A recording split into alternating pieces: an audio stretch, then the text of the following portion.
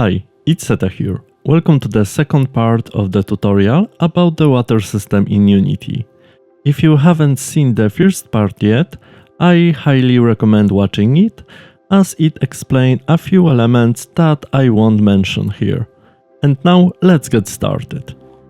Before we get into the simulation tab, quick reminder: if you don't see some of the settings I'm showing, click on the three dots in the top corner of the component and make sure Show Advanced Property is enabled.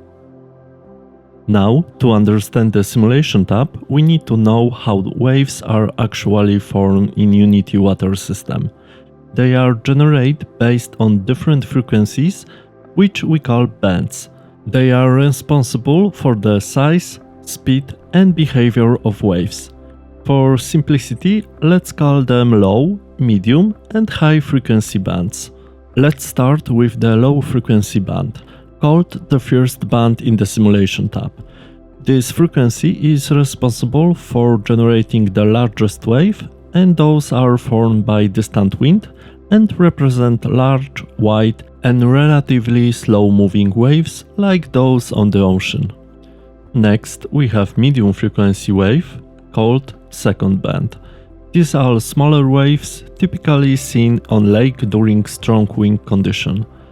If you are working on a river surface type, this second band is labeled agitation, but it's exactly the same type of waves caused by wind.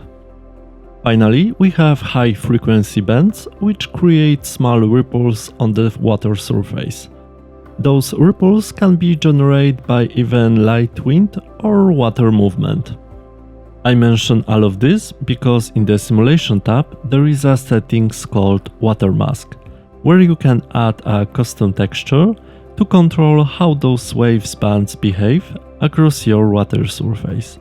For example, if you want to simulate a stormy sea but have calmer waves inside a bay, you can create a texture that allows the wave strength in specific areas. If you want to create this texture, you must use a graphic editor. I used Photoshop, but you can create this in any program. So first, let's create a new image, then go into the channels, and you will see three channels there. Each of them is responsible for something different. The red channel controls large waves, first band, the green channel controls medium waves, second band, and blue channel controls ripples. The closer the color in a given channel is to black, the more that band will be muted.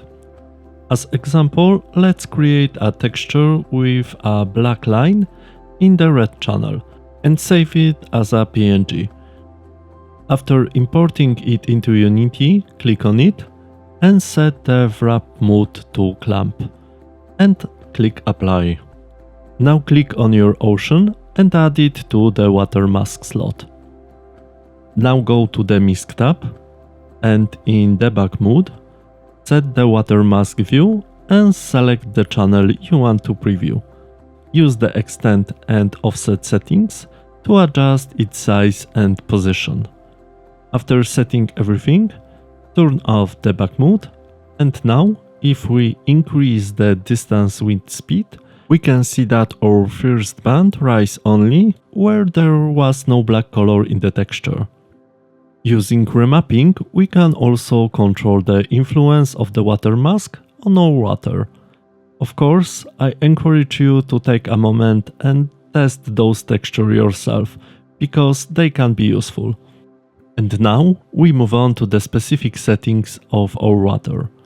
If we zoom out the camera, we can see that our waves repeat from time to time, like texture on terrain. By increasing or decreasing the repetition size, we can control the scale of our water. This can be useful if we want to adjust wave size to our terrain, because we must remember that the bigger the value, the less repetition we will see, but we can get higher waves. Next, we have distant wind speed, where we control the speed of distant wind and therefore the size of our large and medium waves, which is the first band and second band, or agitation if you are creating a river. Using chaos, we can control whether the water moves in the random direction on its surface or only in the direction of the wind.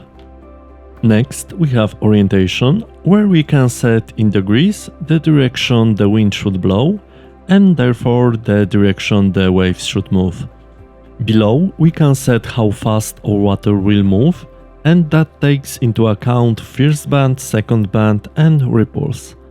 And as I mentioned before, this parameter only speed ups or slow down the water speed, while the time multiplier acts like a global acceleration to the entire simulation. Here we have a place for the current map. Thanks to it, we can locally control the direction in which our water flows. This is especially useful when we have, for example, an irregular river. To create such a texture, we unfortunately have to use external software such as Krita, which is a free image editor. After installing and opening Krita, click on the new file, then choose Custom Document and set the resolution.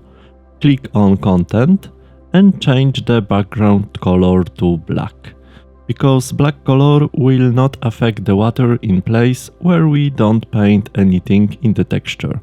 After setting everything, click Create. Now we need to create a special brush that depends on the direction we'll use different colors. To do this, click on the icon next to the brush or press F5. In the next window, click on the arrow and in the list choose Tangent Normal. Click on the brush icon and in General tab, check Tangent Tilt. Next, in the Tangent Encoding window, set red to -x, green to -y, and blue to -z. In the Tilt option window, check Direction and save the new brush. Now, if you start painting with this brush, you will see that depending on the direction, it will change its color. That will be the direction in our water in specific place. The red and green channel are responsible for swell air ripples and a blue channel for water speed. Now save the texture as PNG and add it to Unity. Then in Unity, click on the texture and change it to wrap mode to clamp. Now click on the ocean and add the texture to the current map. If we now go back to the debug mode and choose current, we will see arrows showing the direction in which water flows.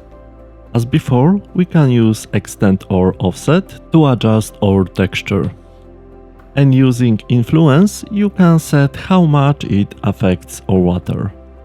And again, I encourage you to spend some time creating such a texture, because they are very useful when creating rivers.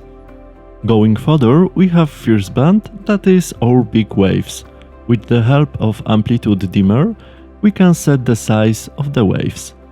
Of course, as I said before, the maximum size also depends on the value we have in repetition size and how strong the wind is that we set in distant wind speed. Here we have the exact height of our waves will reach at maximum. Below we have the fade option, and if we click on it, then with the settings none, waves are generated across the entire surface.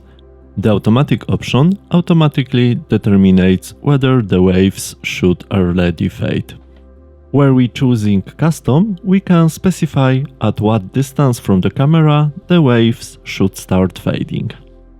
Second band, or agitation in the case of river, work in exactly the same way and has exactly the same functions. And now we have ripples, that is the smallest wave. Using local wind speed, we can adjust the speed of the local wind or how high the ripples on the water will be as a result of its action. Below, we can set whether the water should flow in the direction of the wind or be more chaotic.